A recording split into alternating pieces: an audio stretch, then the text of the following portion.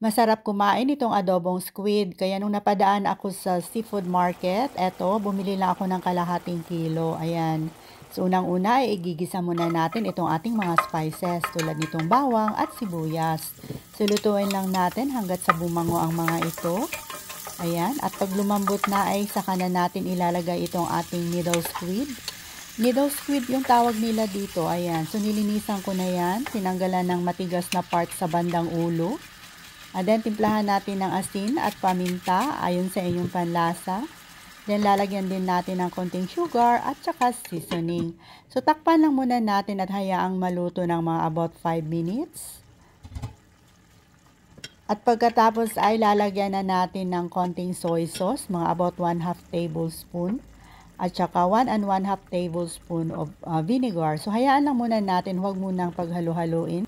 Nilagyan din natin ang chopped spring onions and then continue cooking lang po ng mga about 2 minutes hanggat sa medyo lumapot na po yung kanyang sauce. At pag okay na ay pwede na nating ilipat dito sa ating serving plate.